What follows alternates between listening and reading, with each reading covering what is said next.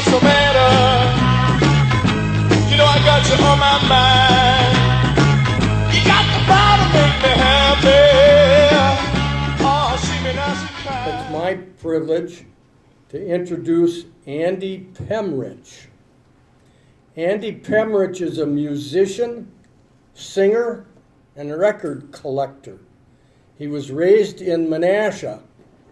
He went to Menasha High School. I asked him whether he had graduated from Menasha High School, and he said something about, what was that, 2000? Class of 2000. So he wasn't there in 1971, 50 years ago when I was teaching there. But he has been surrounded by music his entire life. He began his fascination with record and recorded sound as a toddler and took up guitar around age 12. He currently plays in 2 local bands and curates a private collection of over 8,000 vinyl records. He lives in Neenah with his wife Jessica and their 2 dogs, Caboose and Ozark. Andy's offering tonight is Target Productions, TP Records, and the Vanishing History of Fox Valley Recorded Rock. The presentation will highlight the history of Fox Valley Recording Studio Target Productions, its artists, its place in the scope of Wisconsin and American pop and rock history, as well as Andy's effort to preserve its lasting legacy for future generations of local artists, historians, and music lovers. Photos, film clips, and audio of recording artists, studio members, and venues will illustrate this look at a fading piece of Wisconsin history. Please, a warm welcome for Andy Pemrich.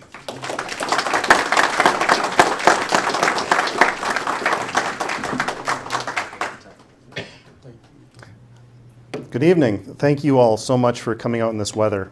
It is still terrible out, right? Yeah. Thought so. Before I begin, I just wanted to check again what my estimated time to speak is going to be about. We have to be out of here by 9 o'clock, no later, so you got okay. Curfew? Someone's got to be in bed? We can do that. I'll do my best to be brief and succinct. I've never done this before. I started this project on a whim by chance in 2014, and I'll get to the context of that as I go through the things I have to share with everybody. So first, I'd like to thank the Appleton Historical Society for allowing me to come in and share this with everybody. For everybody that isn't here, I want to thank them for the contributions that they made to local history, to this music, to this community, and just to say a few words for them, especially the ones that we have lost over the last few years, and I'll try to mention them towards the end of the show. Again, I'm nervous.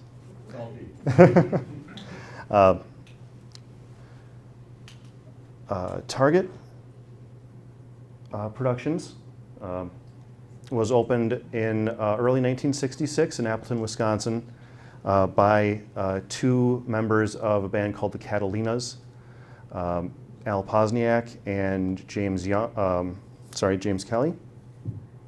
The label ran for 6 years until 1972 when it was sold to one of the artist and repertoire men, and ran for a few more years as DBL Enterprise when it folded.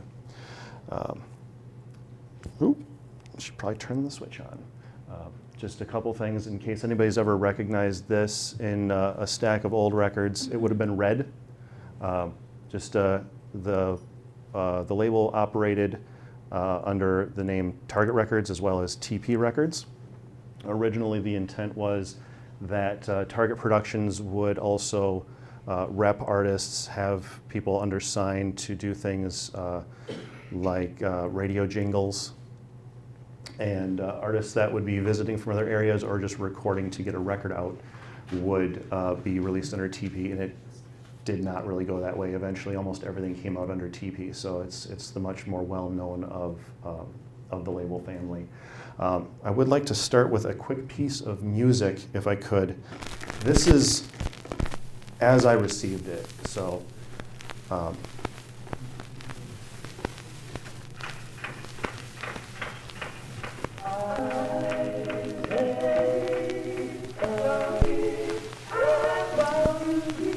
And again, you'll have to excuse the skips. Does anybody here remember the country air? Who here has been to the country air? This was recorded just before Christmas, 1969 at the country air. This is the Friends from Oshkosh.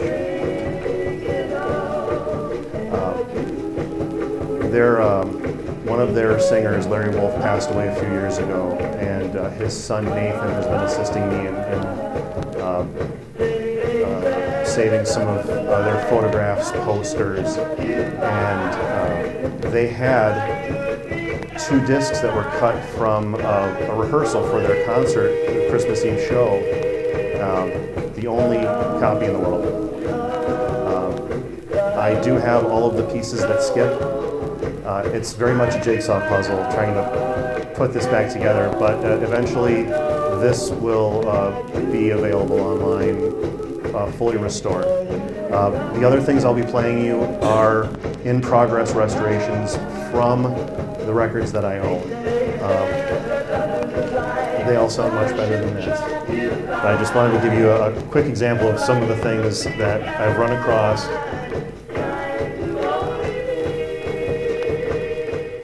These are the 4 variants of labels that they released records under. They started in the early period. There are 5 or 6 releases on these very basic yellow labels, and they also launched the TP label, where most of the records came from. In 1969, they switched to a little more bold design, and then towards the end, around 1971, they switched to this, which ran for the last year until they closed. Just as an example of what's out there, in case you're ever flipping through boxes at a rummage sale and you see any of these, grab them. It's something that as I started researching and talking to other collectors, not only in Wisconsin, but also in other states and in other countries, one thing that has come up time and time again is the percentage of fantastic music that came out of this town and the artists that recorded at Target Productions versus almost anywhere else in the country. It's absolutely true. I mean, obviously my opinion is biased, but there's far more amazing recordings than things that you would pass along. And again, I'll highlight a few of those as I talk. Target didn't spring out of nowhere. The one thing that seems to have kind of sprung out of nowhere is rock and roll. This is a photo of College Avenue in the late 1950s. And it was in this environment that a group of high school students from Appleton who started a band called the Whitecaps, in homage to Gene Vincent's group, the Blue Caps, drove to Wausau and recorded Wisconsin's first rock and roll record in January of 1957. And that is rock and roll songs. Well, I went to a dance in the other night. The bandit was a rockin' to the left and to the right. I sure got a shock as I walked to the left. I saw the rock and roll saddle bumping across the floor. Well, a rock and roll saddle, wide and black. A rock and roll saddle with a buckle on the back. The manager was a DJ from WAPL. And there are 5 guys in this picture.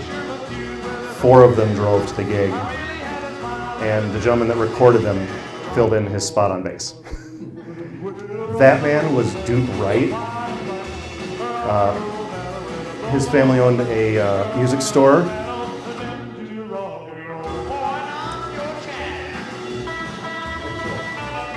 As near as I can figure, I did it with my mind.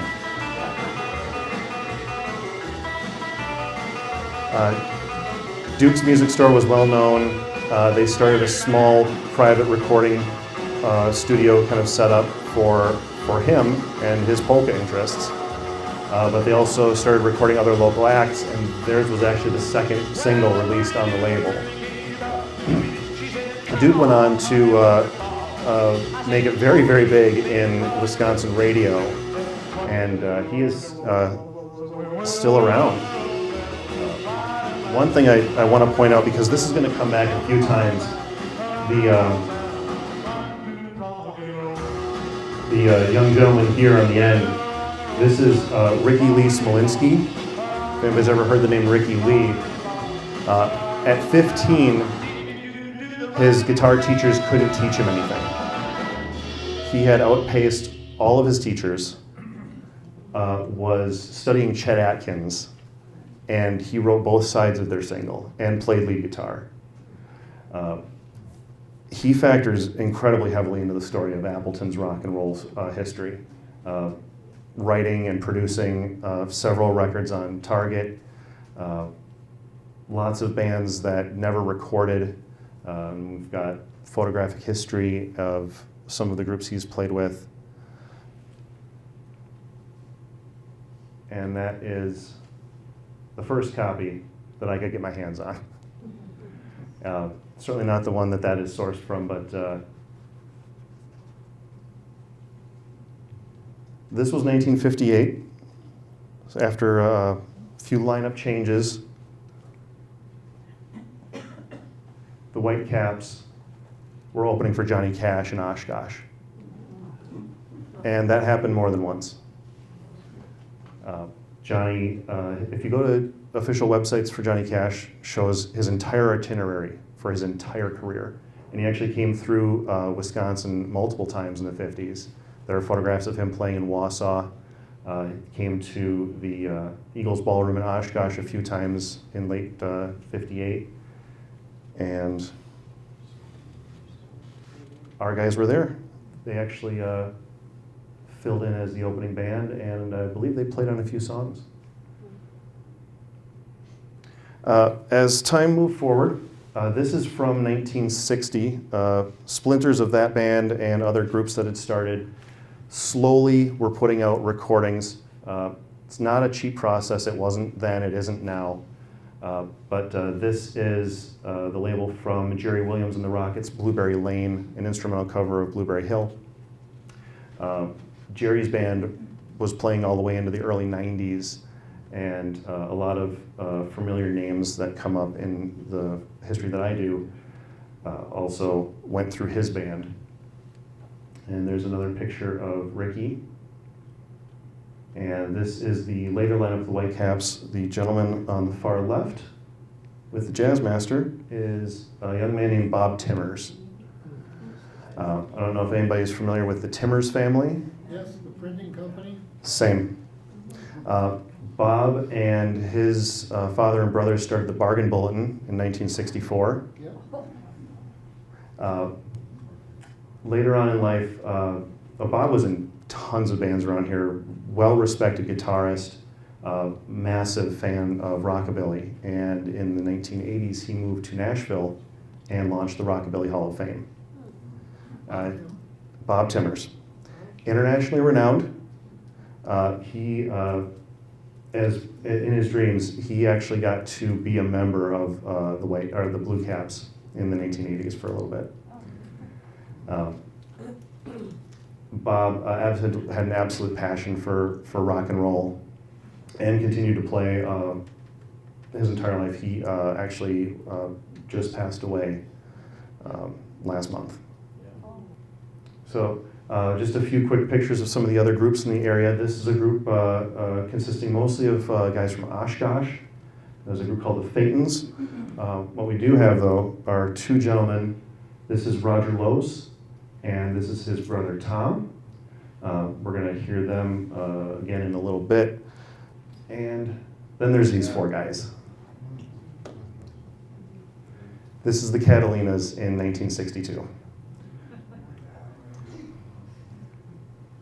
We got Bob Dix, Harry Wheelock, Jim Kelly, Bobby Dix, and Alan Posniak. Band formed in about 1960, 1961 at UW Oshkosh, and within a year had already made their first record. In late 1958, a studio in Sauk City opened up, much more well-known, Keka.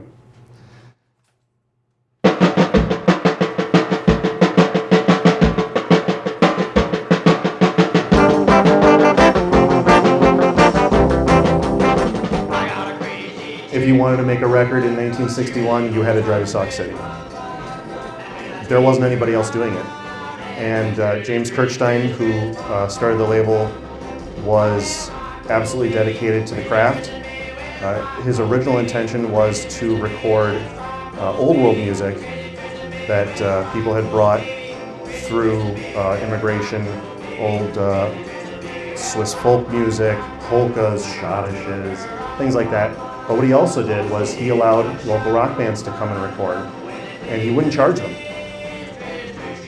If you wanted to release a record from the tape that you had, that's where your money went. But if you wanted to come in and track a song, you could do that.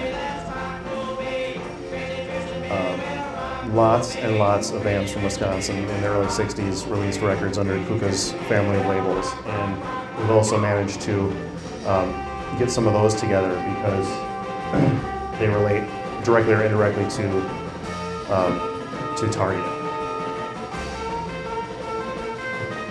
The lead vocal on this song, Crazy Twisted Baby, is Al. It's the only recording of his voice that I currently have.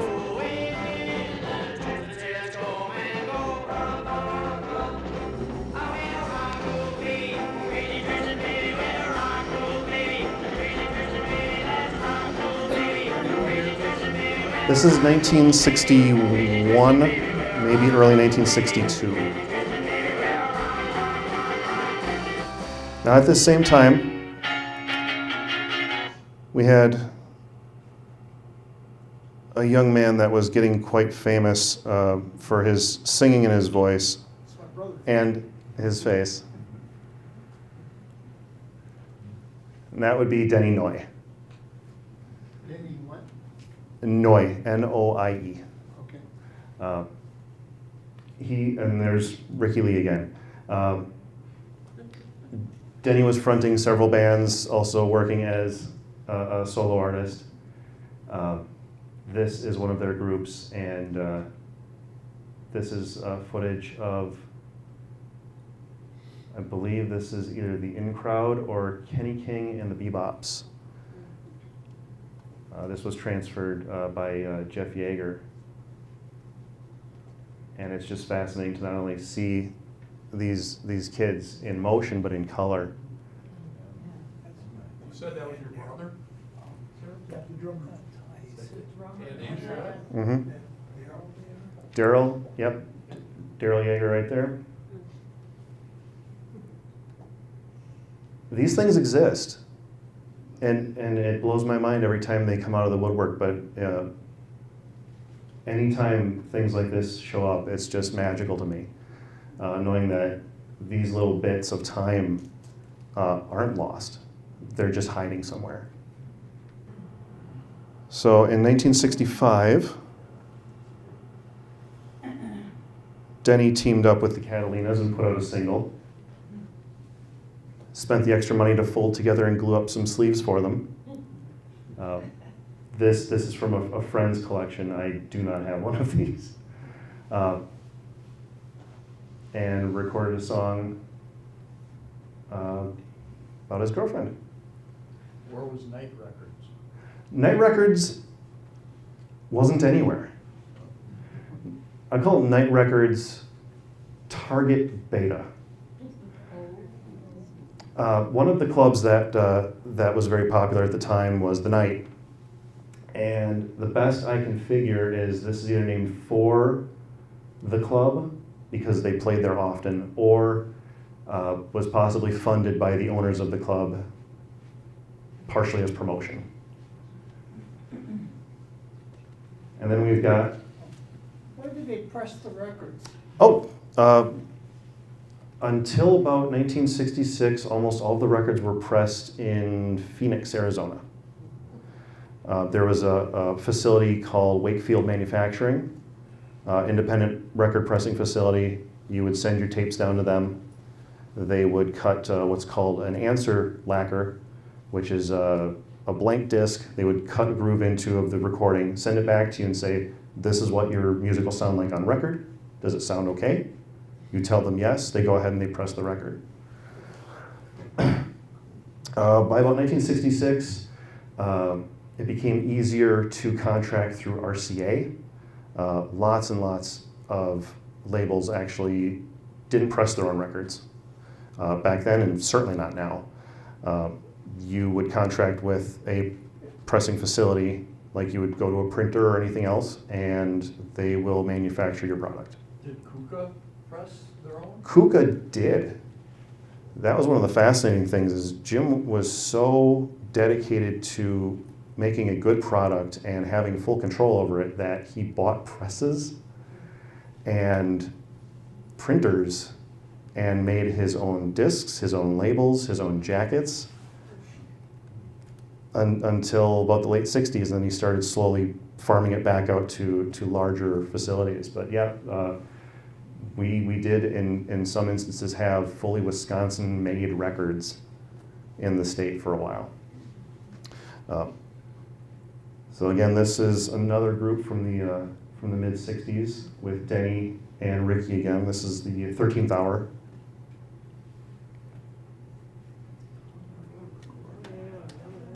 One of the things that I've been doing to kind of just gather data is scour by hand, literally, the newspaper archive of the National Library. Many libraries obviously went to microfiche, and now you can go on newspapers.com and look at scans of things. I'll tell you right now, there is nothing like paging through an old newspaper, and they have 50 years bound in their basement. I'll get to some of the details of how I handle that, but the things you find are ads for teen clubs that don't exist anymore and bands you've never heard of. They would come up every Friday in the mid to late 60s. Every Friday you could, like clockwork, flip past the movie ads, and there'd be all the little blurbs of all the clubs, who was playing, and where. So 1965, 1966, in comes the gimmick. The Catalinas go golden. I can tell you where they had their hair dyed.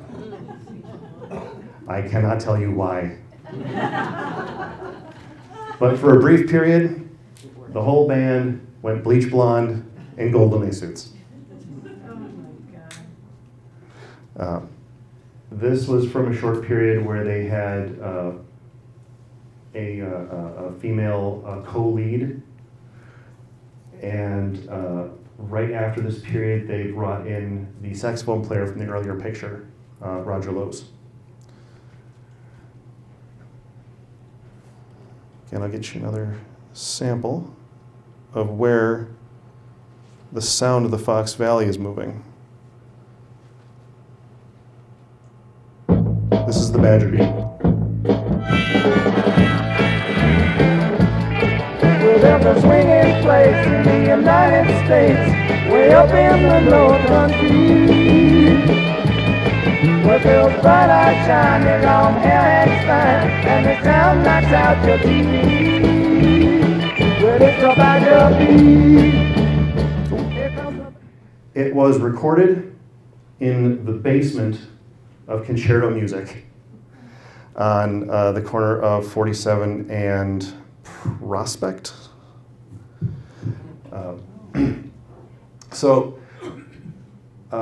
With the demand of the band explosion of the Beatles playing on Ed Sullivan, the Rolling Stones, the huge pop surge in the mid-'60s that created the drive for kids to go buy guitars and beg their parents to release a Vox Continental organ or a Farfisa or some drums, oh heaven forbid. Al and Jim decided that entrepreneurship was probably preferable to the extended tours that they were doing, not only in Wisconsin, but down the East Coast and into Florida. So while they didn't completely retire the Catalinas, they certainly took their leave of it part-time. And what they did was paired up with friends at Concerto. Vic Wendt, the owner, allowed them to wall up the basement and create a live room and a studio room. They recruited a recent graduate from Lawrence, Marty Jensen, as an engineer. He was the local Fender amp repairman, a guitarist in his own right, as their studio engineer, and started recording in the basement of the music store. The Pharaohs were one of their first artists. They were represented by Gary Van Zeeland. Family to the auto repair folks. Gary was a musician in the early 60s in a band called the Echoes. So he named his group Echo Enterprises, and for the next 20 years, he represented artists throughout the Fox Valley. Yes? Can you name the Pharaohs? I can tell you one of them is Gary Daly. I don't have all their names off the top of my head, but I do have a large list of books and can get you names of any artists that show up on here. More story time. One of the funnier things that I discovered as I started researching Target in 2014, 2015 was the story of Lord Beverly Moss. And the first thing I read was a band from Appleton put an ad in a British music rag looking for a singer that sounded like Eric Burdon that would come to the United States and front a band. And it's true. They found Bev Moss, a young 20-something who was digging ditches and graves part-time and singing part-time, paid for his trip over, boarded him, and toured him for a year until his visa ran up, and then he went home. The ads that I have claim he's from Liverpool and everything else. That would be a hot buzzword for a band in 1966 with a British singer. He's not. He's a Yorkshireman. This was also recorded in the basement of Concerto Music.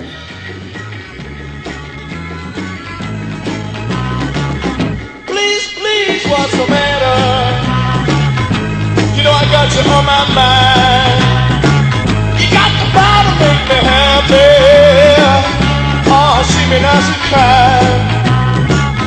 I want you to tell me what's the matter with you. Oh, baby, what's the matter? You got trouble on the brain. Too many people hanging around you, baby. Know you got yourself to blame.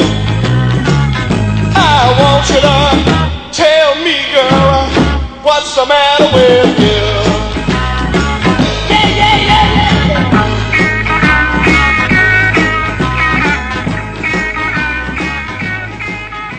So this band has Bob Timmers on guitar and Gary Lobbs on bass. Gary was in several bands and was also the treasurer for the local musicians union. We were unionized back then, and we got a lot better gigs. In fact, with all these clubs and bars that we did have at the time, a lot of them would not bring in groups that weren't union.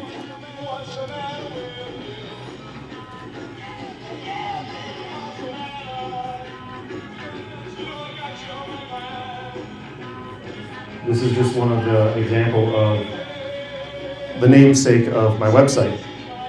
The website is called Rockin Around the Valley. And what you can find there are things like this article, the audio that I'm playing here, and another related news. This was a weekly music article in the Post-Crescent. Came out on Fridays opposite the band ads. Generally started just as a local interest, what's happening in the music scene.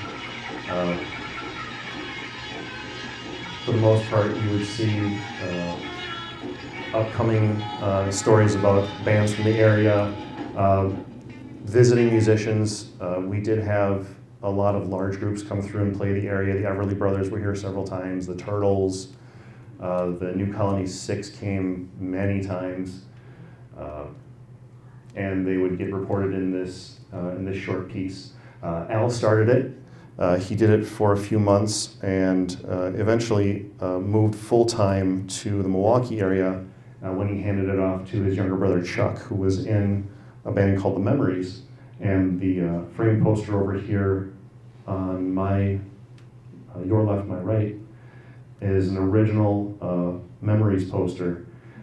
It's the very first piece of anything that I found that specifically says Target Productions on it, and it has their home address listed as the facility. They were advertised as Wisconsin's own Rolling Stones because their hair was probably about half an inch longer than mine. And one of the things, if it sounds familiar to anybody, is they were apparently threatened with expulsion from school for their hair.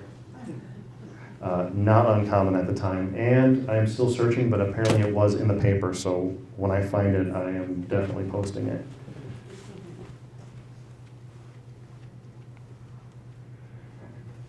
Again, another article. This shows the Shags. Everybody says that they're from Madison. They were from Nakusa, but this again would just show what was going on in the scene that week. Upcoming gigs, things happening around the area. It was also kind of slyly used to advertise some of Target's artists, but that generally didn't last after Al left the area. The 60s were definitely a time of change in society and definitely in music. And just within a year, the idea of the party band was definitely shifting away. Guys like the Kingsmen, frat bands, definitely weren't the hot ticket item anymore. So just going through to see some of the shift in pop music culture. This is from the Post-Crescent, just a blurb about kids that were at a Los Angeles court and threatened to get kicked out of the courtroom because of their hair. And that was 1965. We have a few of the other artists that recorded for Target in the mid-60s as things started to get a little, I suppose, fuzzier, more psychedelic. This is the Syndicate of Sound from Oshkosh.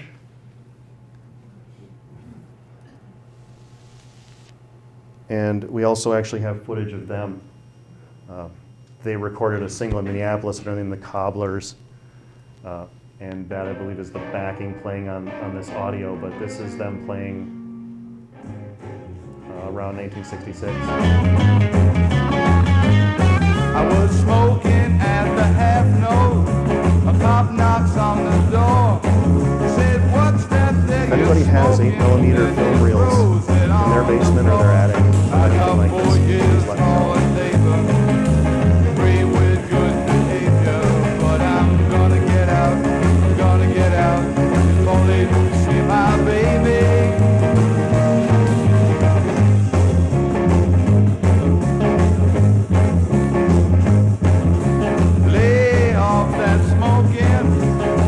I know it's dark, I know it's choppy, I know that that's been to a rock and roll show, their brain is filling in all those frames right now. And remember what this is like.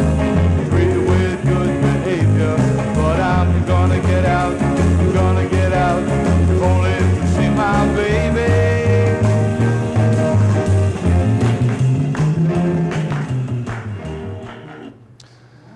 So some more things I found as I went through the newspapers. The Psychedelic Syndrome at the Ivanhoe is not a band or movie. It is an LSD experience. That would have been about 1967. Another band that recorded at Target was from Milwaukee. This is the Coachmen. I've got a selection of these. I'm always on the hunt watching for these. These photographs are actually promotional 8x10s. So they'll have a band name on it, obviously a picture of the group, but what they'll have is contact information showing who their representatives are, who they record for, things like that. JK Productions is Jim Kelly. 315 Blue Mound Drive in Appleton was where Target was at the time. And that is currently the Mason Lodge by McDonald's. In early 1967, Target moved from the basement of Concerto to 109 North Douglas Street. And they were there for roughly a year before they picked up the facility on Blue Mound, which was being used by a photo studio previously. They stayed there until late 1970. Again, more context for the era, not just from around here, but of course nationwide. As kids were going off to Vietnam, bands were being recruited all over the place to go play in the USO. And that included local bands like Terry Lee and the Sonics and the She Five. Also, the Jules Blattner group went over several times to entertain soldiers, and I've got photographs of bands and even soldiers that took their instruments with them and started bands. Not everybody that recorded at Target was from Wisconsin. Through the connections that the artists had with other bands from their touring, from their management teams, word got out that if you were coming through the area and wanted to do something like this, there was a studio to record at. The Knights of Day were from Nebraska. They recorded a single here, and I'm assuming a lot of them went back with them, but they still show up from time to time. There was a band later on, towards the end of the lifespan of the label, from Missouri. Gentle Thud was from, do I need to go back to the LSD frame? Gentle Thud was from the Fond du Lac area. There's also Bare Blue Water, The Elements of Sound, Love Society from Plymouth. So, interesting thing about the Love Society. They released a single through TP that they were able to get placed with Scepter Records for national play. Scepter took them on for a second single, and that was released in France. That one didn't do as well, so they came back here, recorded another single on Target, placed it with RCA, did 2 more singles for RCA, went to Chicago, recorded a whole album, which is lost. Came back here, and then recorded for Mercury. And after they split up, they reformed and became, Sunblind Line. that's right, Sunblind Lion, who are still playing. Little anecdote, I saw them just before the COVID outbreak. I went out to Cascade to see Sunblind Lion play. They played a 3-hour show. How old are they? Yeah, they gotta be old. They're older than me. How old are I'd hope so. You're my mom. They're in their early 70s. Wow. Now that's not the amazing part. Like I said, they played a 3-hour show That's amazing. of original music, Wow. all original music. Wow. The audience sang along for the entire show. And then they played an encore by request and played one cover song. It was transcendent. And I mean no hyperbole. It was one of the most amazing things I've seen a band do. They're all still active musicians. Dave Steffen has several bands. It's hard not to page through The Entertainer or anywhere else and not see one of his acts actively still playing. The Purple People. I remember him. This one's fun. So in my research, I found an old article where someone had talked to Al Posniak about a grand stunt, something that would, get attention. And he thought about bringing a band out in a flying saucer. 7 years later, he did it.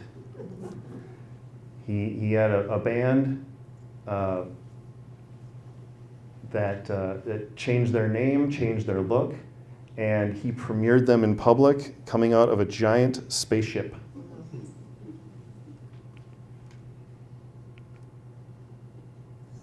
You can't talk about Appleton music, you can't talk about Target Records, and you honestly can't talk about Wisconsin rock and roll if you don't talk about Soup. Soup started in a spare bedroom of teenagers under the name The Strangers with a very determined kid that loved music named Doug Yankus. The Strangers became private property of Digitizing. Ask me later, I'll explain it. And then it became private property, and then it fell apart, and then Soup happened. Soup was, by all accounts, one of the most amazing musical acts to ever come out of Wisconsin.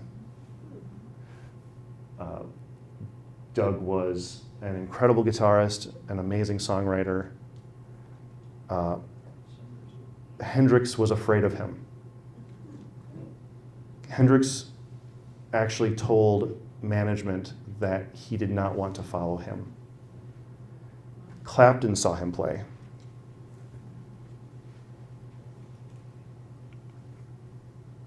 They played a lot. Eventually, they did even well enough to endorse Sun Amps. They played Soundstorm. Everybody talks about Woodstock. Everybody talks about Altamont. Those things happened in a lot of places. If Wisconsin had a Woodstock, it was Soundstorm. It happened in April of 1970 in Poynette in front of roughly 250,000 people. It was a 3-day show, and Soup, among a bunch of other Wisconsin and national acts. The Grateful Dead played a 6-hour concert, and it's famously one of the few recordings that fans don't have. The Wisconsin Historical Society has photographs covering the first people coming to set up the show through the last people leaving and scraping up the cans. It's absolutely fascinating. You can go right on their website and see the entire concert in stills. Soup was legitimately famous. This picture was posted in the New York Daily News in 1972. This was from an interview with John Lennon and Yoko Ono in their apartment in Greenwich Village, watching the cartoons, playing guitar, drinking some coffee, and listening to some music they liked, including Soup's album. So they weren't for nothing. That album, by the way, was recorded in one day.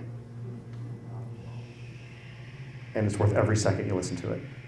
It's absolutely killer. This is Eddie Hansen. I don't have a lot to say about Eddie at the moment. Wapaka Historical Society could tell you so much more and do it so much better. Eddie was an organist. He grew up in New London and Neenah. He played in Sousa's band, traveled, wrote rag music in the 30s. In his older age, came back here and taught organ lessons in Appleton on Memorial Drive. He did 3 albums that Target recorded for him and released through the organ studio, Al Rollo's Kimball Organ Studio. I recently finished restoring those recordings for the Wapaka Area Historical Society, and they're displaying those along with sheet music and interviews that they have from his personal estate this month. Is that at the Wapaka Historical Society? Yes, the Wapaka Historical Society. He passed away at the Veterans Home in King. His father actually helped build it. This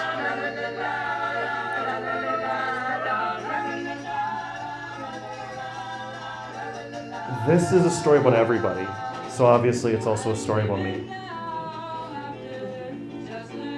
The band isn't me. Way better than I ever will be. That was me. I was born in Appleton in 1982. I grew up in Menasha, and my entire life I've been just handling records. I think one of the first substantial toys I was given was 2 5-quart ice cream pails of 45s that belonged to my parents when they were teenagers in the 70s. I can still go through the quoted thousands of records that I own and tell you which ones they are.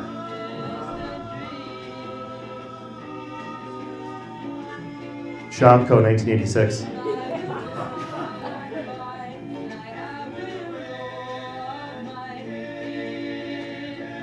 That's me at 5.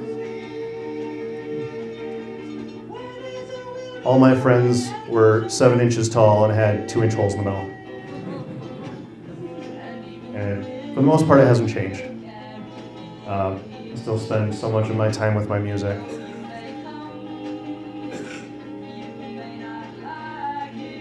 DJ'd one of my mom's reunions.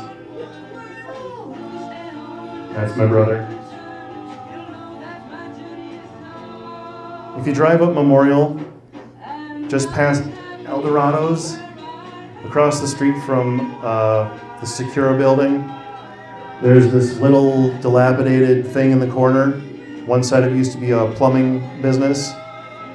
The other side was where I took my first guitar lessons. I think I took 2 there before it rained and the ceiling was coming in.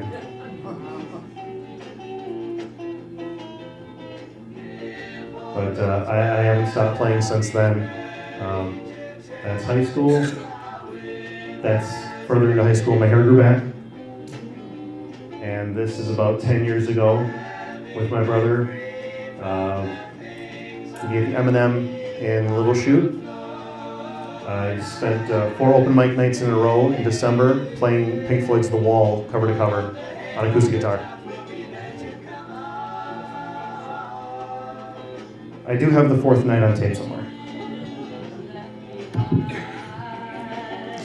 By the way, the band you're listening to is the Torquays from Oshkosh.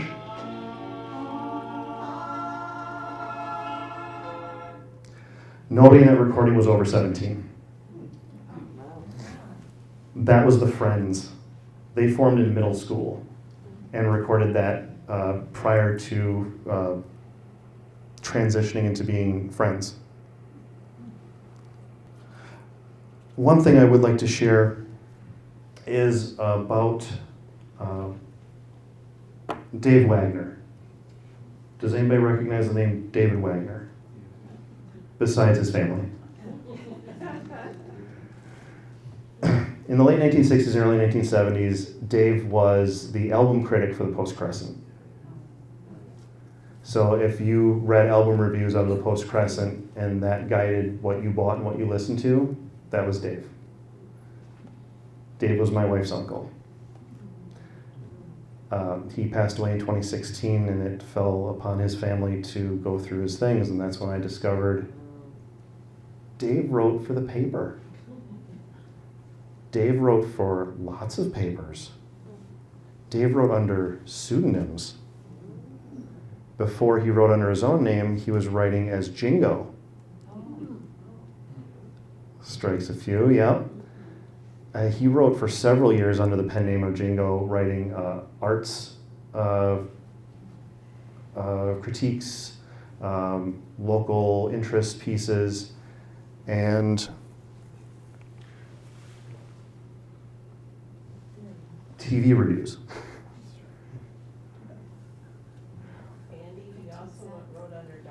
That's the thing, yep. And as he started writing for other papers, he picked more names. He wrote for the Kaleidoscope under the name Darwin DeBasker. I believe I found some things he wrote under a female pseudonym just to, write more. Yes, sir. Didn't he sign by Jingle? He did. That's the one, yeah. That's the guy right there. These are wonderful. Every one of them, at least for the first 2 years, has a little cartoon of the character kind of emoting to go along with the article. I've got dozens. One thing I found just last week, and this is after 4 years of looking at this stuff, was Jingo reporting on the Catalinas bleaching their hair. So not only do I have primary source, but I've got primary source from family. These have been absolutely indispensable in telling the story of everything that happened in the area, because no one else wrote it down. So if it wasn't Al or Chuck, it would have been him. There was one Sunday supplement in 1970 where they actually went to the studio while they were recording and took some pictures of some artists recording and of the people that were running the operation, and did a little center spread inside the color supplement.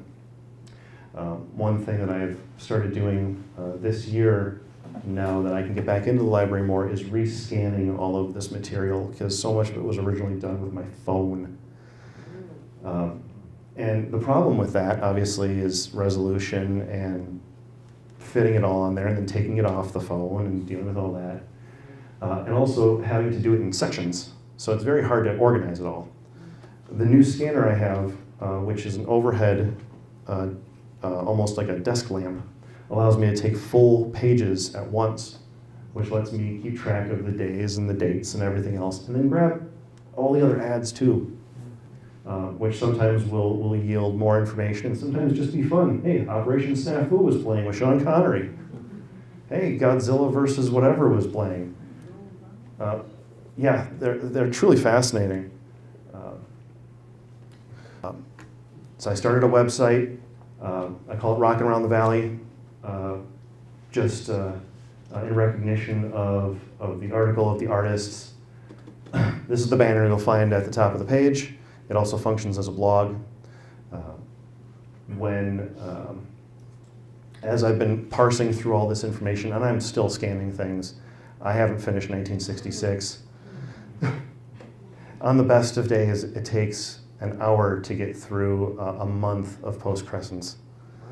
But as I find interesting pieces to fill in little gaps in the story, I post them online. I cross-post them to Facebook, and that also goes to Instagram. When you go to the website, you'll find dated listings to go through all those previous stories. There's also a full music archive. Target released roughly 70 singles and 1 album in 6 years.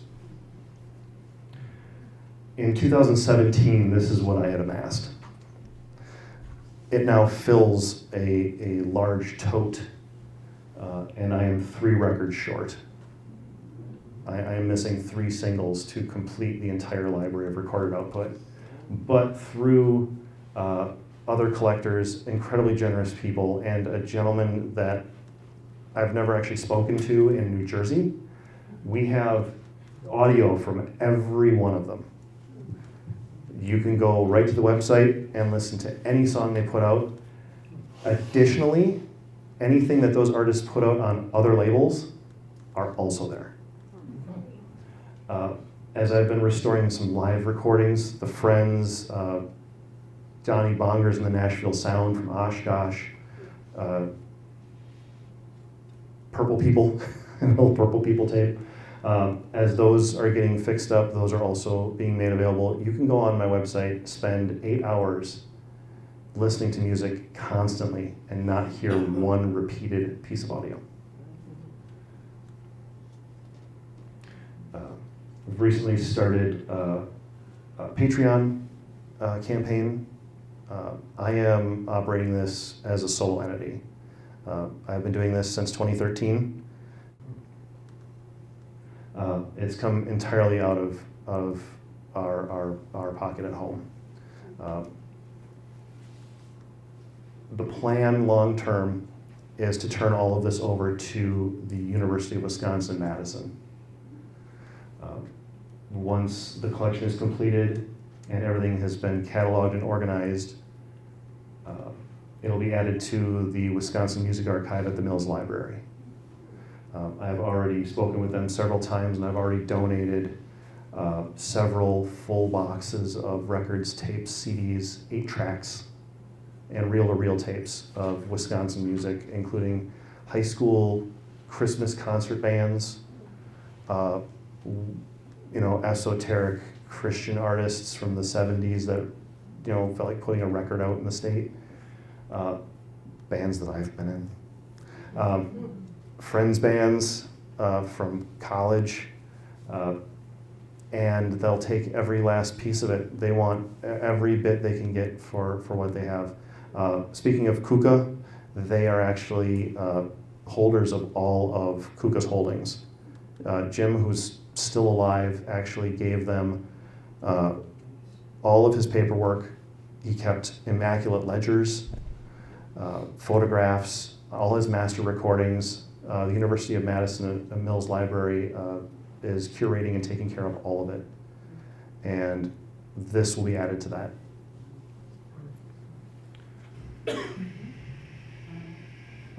This is what my day off last week looked like.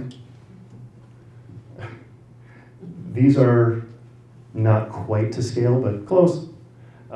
Those are the bound Appleton Post Crescents at the National Library for Monday through Saturday, April, May, and June, 1966. This is the kind of thing that I have to deal with constantly. They're bound, so they have a binding curvature to them, and sometimes things are printed on the edge of the paper. What's going to happen with these as I collect them? They're all being transcribed. My wife and I are going to be sitting down and retyping every one of these articles. God.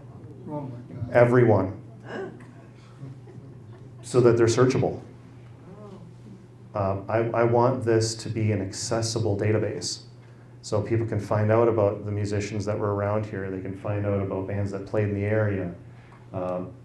They can, do keyword searches and find all the links to where this artist went from this band to this band to that band.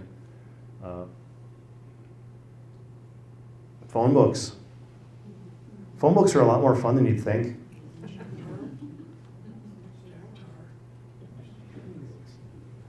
This is from the 1971 phone book, and it was the last listing for Target Productions.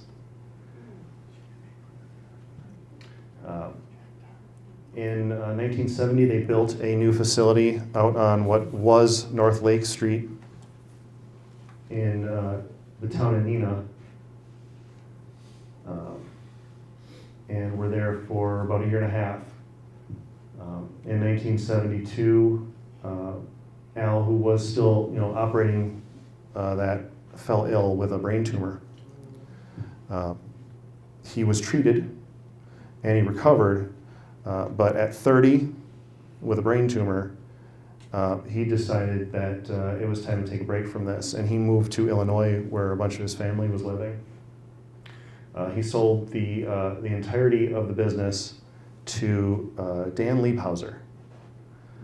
If that name is familiar to anybody, it would be because of Country USA.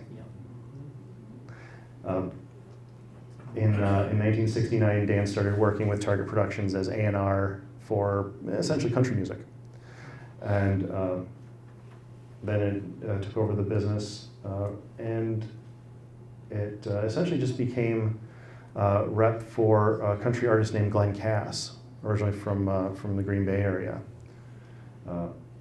He was able to release a few albums for Glenn under the new label and put him on TV. Glenn had his own show on WFRV for a couple of years. We'll get to that one. There are a few remaining clips that some friends of Glenn's had put together and posted on YouTube of not only him, but also Jerry from Speedy and the Alka-Seltzers, who became his bass player, and a lady named April Walker, who has a fairly storied music career herself in Wisconsin. This, on better days, when this area is cleaner, is part of the transfer setup that I have running at my house. The turntable is obviously connected to my computer. I'm able to swap out different sizes of needles, different platter surfaces. It's quite an involved process to move a record into the digital domain because it's never going to be perfect. And it's something that I've struggled with for years working on this. Is none of these records, even in the best of conditions, are essentially high fidelity recordings, and they're never going to sound like they're being played in front of you. But some of the results have been very, very, very good. The thing that I played at the very beginning, the very crackly, skipping sound of the Friends, this is a friend of mine in Green Bay who, on the side, runs a business professionally cleaning records using ultrasonic technology. And I had him go through very, very gently, because these are incredibly fragile discs, and clean those before I started doing my transfers. The interesting thing about these, if anybody's ever seen what's called an acetate, is it's not a record like you think of a piece of plastic with a label baked or glued onto it. It's an aluminum platter with a very, very fine coating of lacquer, and it's physically cut with a diamond needle to essentially write the record from nothing.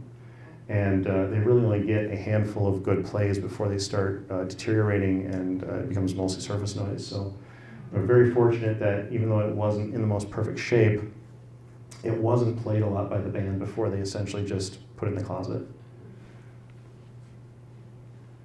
And that is the process of getting it through the system. Because of the skips, if you believe it, I actually had to run it forwards and backwards several times to try to see if the groove walls would allow the parts that skip to play in the other direction. And then you just reverse the audio in the computer and then start slotting it in. I was able to capture a couple of these tapes. As I started filling out the box of singles for Target and running out of opportunity to talk to people because of work and everything else, we started a little side project for Rockin' Around the Valley, and that is Kel Records of Oshkosh. It's a very short-lived entity operated by the DeCiani family, mostly to release records by by his sons. They went under the name Sunstone Lollipop. But these were some small 3-inch reels of an interview on WBAY with one of the other artists, talking to Mike McKenna, and then a little demo on accordion, because turns out Kelly DeCiani's main instrument was accordion, of some songs that he had written for this artist, and a little Christmas greeting, which I've also put up on the website, and around every Christmas I'll link that as the main story, so everybody gets a little Christmas message. This is Ronnie Fuller. If you he's from Shawano. If you want to hear his story, I recommend buying his son's book. It's fascinating. It's a fairly quick read. It's very concisely written. It's also quite tragic. But the interesting thing that we have from Ronnie was the record he did was backed by the Green Bay Symphony Orchestra.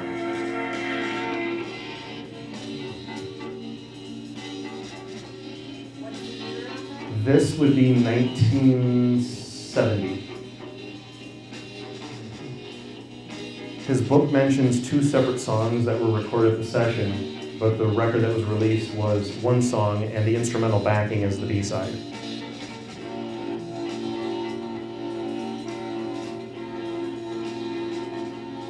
And a weird connection is Alan Ives, the writer and one of the singers in Friends.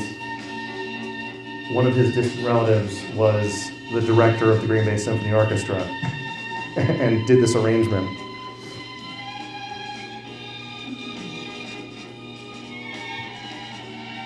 And they crammed all these guys into 315 South Blue Mound, 47-piece symphony orchestra. And this wasn't technology anywhere near like we have now. The best they had at that place was a 4-track Ampex tape recorder, and almost everything that came out was in mono.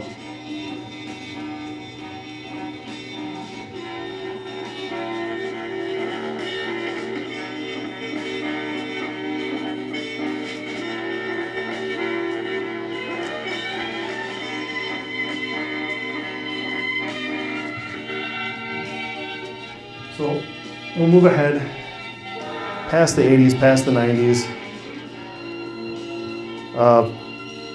At that point, a lot of people had forgotten about this stuff and moved on. It existed in its time, it did its thing. It had been replaced. Irish Sax Studios existed in the 70s and 80s, did most of the same thing that Target was doing. In the 90s, we had Mark Goldie launch Rock Garden Studios, and that still exists today. Doing again, vocal recordings, jingles.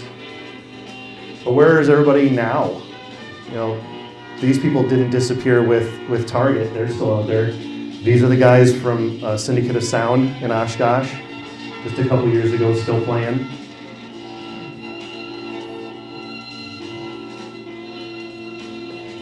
Some of you might remember Champagne Charlie's at the old Gibson. Wilbur Vandenberg was a big Cajun food aficionado and opened that restaurant. Well, back in the 60s, Bass player in the Pharaohs. he was playing bass with the Pharaohs. He engineered and produced at Target lots of these recordings. Some of the best ones came from his hands and ears.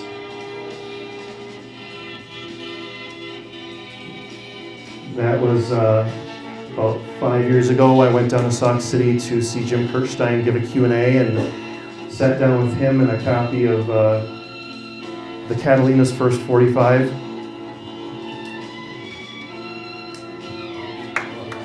Bob's in.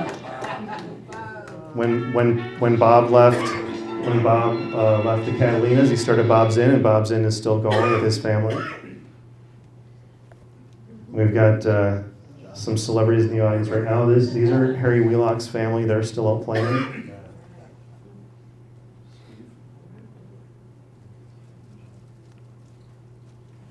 This is Rick Timmers. This is one of Bob's sons. He played in some bands in the 90s. Boris the Sprinkler. He's currently traveling, but lives outside of the state right now. Still an active musician himself. Jerry Lakes, just retired from live performance in 2019 from Speedy and the Alka-Seltzers.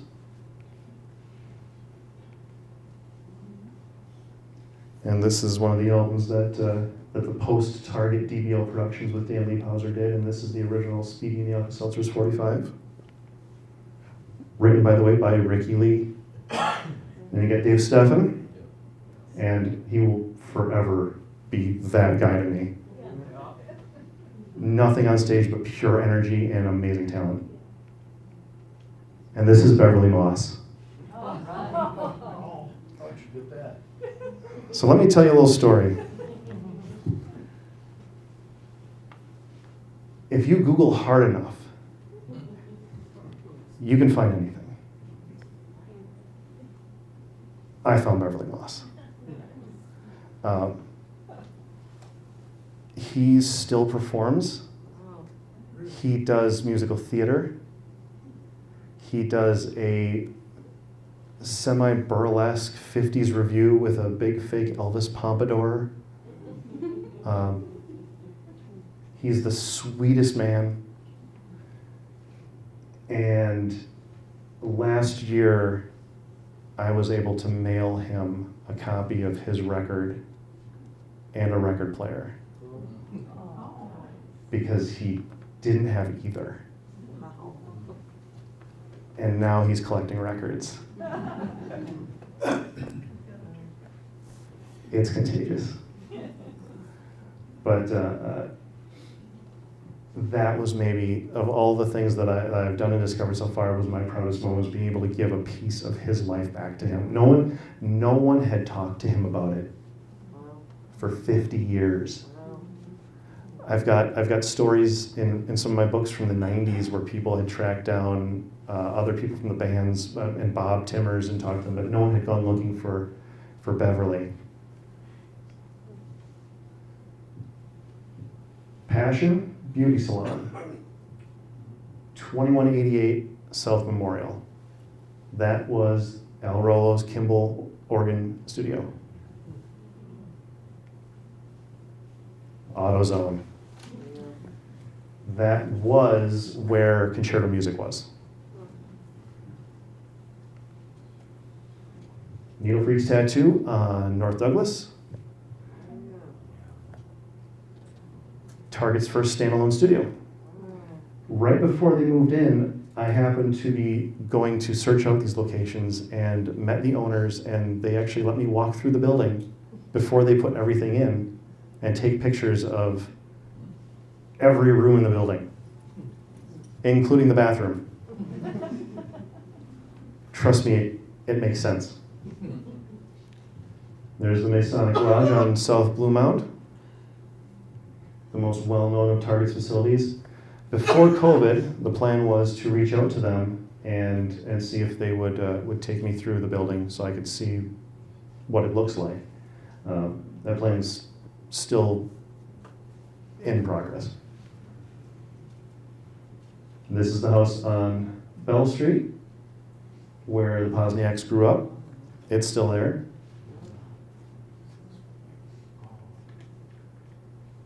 And then there's Al. Al spent the rest of his life in Illinois and passed away from a heart attack in 2000.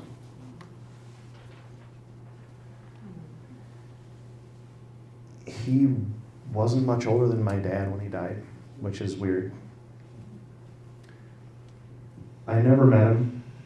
I didn't start working on this till 13 years after he was gone. And as of yesterday, he was 40 years older than me. I've been to visit him several times, just to say thank you. Is he buried here in Wisconsin or in Illinois? He is buried in the Moses Montefiore Cemetery over by Appleton Medical off of Meade. Yeah, off of Meade in East Wisconsin. North of Appleton. Yep. He and his father both right when you walk in, if you want to go leave some flowers or say hello, he's right there. Just a few last little housekeeping things as I finish up. So this is just a little snapshot of the front page of our website. If you want to go listen to the music that we have, it's very, very simple.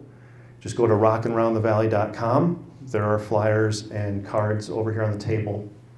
From the main page, right underneath the banner, you have Blog Home, which will take you right back to the front page.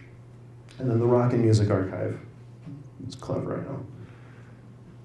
Click on that, and you'll get to this page here, and it takes you to all the different eras of all the recordings that we have available on the site. Everything prior to the first Target release, going back to Rock and Roll Settles, and actually there's even a transfer of a 78 on there. One of the artists that recorded for Target was doing country music into the early 50s, and I should change that, it should say 1952. Every record Target released, the 3 albums that Al Rollo produced with Eddie Hansen, the Glenn Cass and Jerry Lake's era of DBL, and then, oh there it is, all the other music from all the artists that did record there.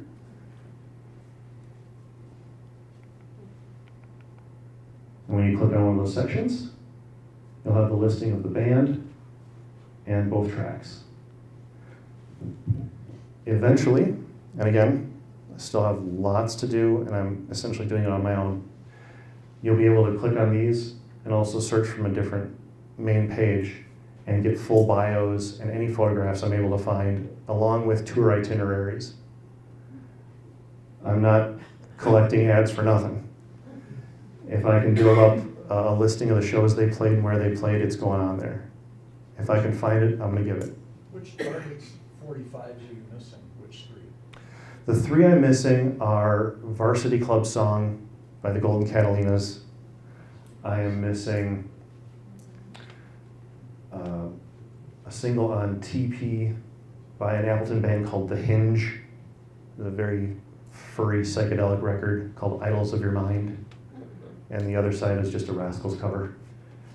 And the last one I'm missing, I believe I have pictures of, because it's the one that came via New Jersey. So there's interesting things I found out about that record specifically. It's called the Varsity Club Song because it was recorded essentially as an advertisement for the Varsity Club in Lacrosse. The band was playing on tour in that area, and essentially on a whim just wrote this song about how it's a great place to go hang out and come out and sing and dance. It's a fun song, it's a great track, but it put a lot of people for a lot of years thinking that the Catalinas were from Lacrosse. Because right on the label it says recorded live at the Varsity Club in Lacrosse, Wisconsin. This is the last record I'm missing. I found a review, of all things, a review of this nobody, essentially obscure Wisconsin record on rateyourmusic.com. And I wrote to the person that reviewed it just going, okay, how do you know about this? Who are you? And can you help me? And he's a collector and part-time DJ in New Jersey, and he somehow ended up with a copy at some point and was able to send me scratchy, crackly MP3s of both sides of the record. Again, familiar names, Gary Lobbs. The band Beast with misspelled Rick Deasing. Rick is still playing out in central Wisconsin. His group is called the Strat Cats. It's just 2 guys on electric guitar. And I was supposed to go out and meet him right before COVID. So that's just been picking at me for 2 years now. But I'm definitely going out to talk to him. Every record has a story. Not just these, but every record that's ever been made. But these are amazing. Here's the story of Beast. They couldn't sell these to save their lives. They pressed 500 copies of it, and he ended up sitting on them for 15, 20 years and then using them for target practice. I can account for 5 copies of this record. 5. And I've been looking for 8 years. That's probably one of the craziest. The other would be a band from Green Bay that won a Battle of the Bands, the Journeymen. This one's, you'll love this. So here's the Journeymen. 5 guys, maybe 19, 20 years old. Battle of the Bands, win the Battle of the Bands. The prize for the Battle of the Bands, 8 hours of studio time, gratis. All right, let's go make a record. On their way there, they go, we don't have a B-side. A single has 2 sides, ladies and gentlemen. So on the way there, they write a second song. Record the record, and then are told studio time was what was free. If you want to make the record, you have to pay for it. So they scrape together the money they have, they get their record made. Well, 4 of them scrape their money together, and the 5th one doesn't want to pay for it. So what do you think happens? They don't divide them up between the 4 other guys. They take his 1/5 and smash them. They just take them out to the backyard, boom, gone. That record costs $300 today. And it's not the most expensive of these. I mentioned the acetate process and answer records. I have that too.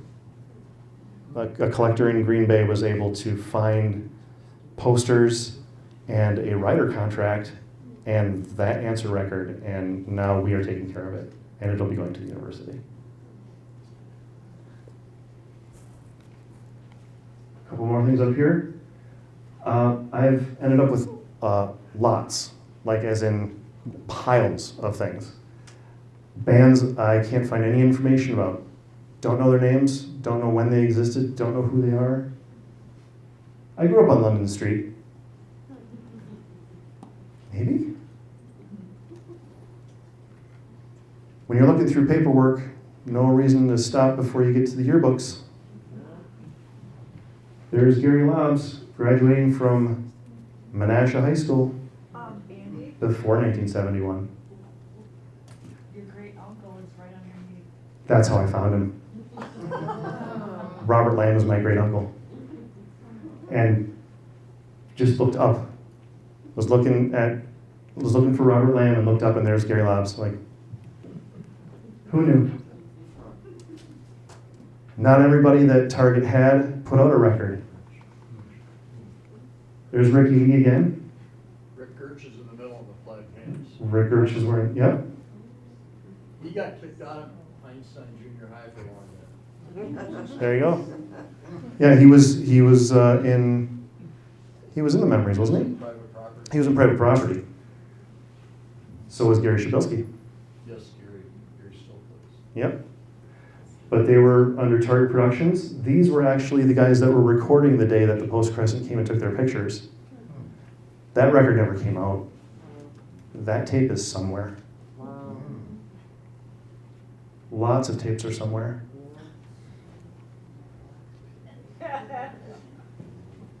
Yeah, it's kitsch. The rest were from Milwaukee. They recorded this entirely goofy single at Target, and it got placed with Tower Records through Capitol and went national.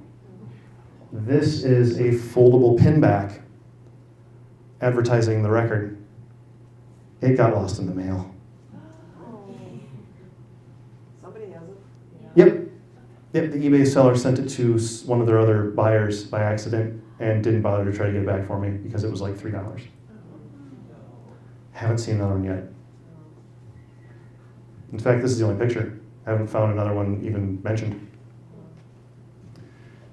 There's a Love Society record from France. Who would have thought? The other stuff that came out through this series, through Vogue, is stuff like The Doors and Butterfield Blues Band, like big artists, and they latched on to the Love Society single. Funny thing about this photograph, it was taken from inside the house, and they sprayed water down the window. In the last handful of years, as everything's gone digital, a lot of old newspaper archives have been liquidated. And that includes places like the Milwaukee Journal. I've been able, by just watching eBay and a couple of places that essentially deal in those, I have an original 8x10 that they used to put this picture in the journal.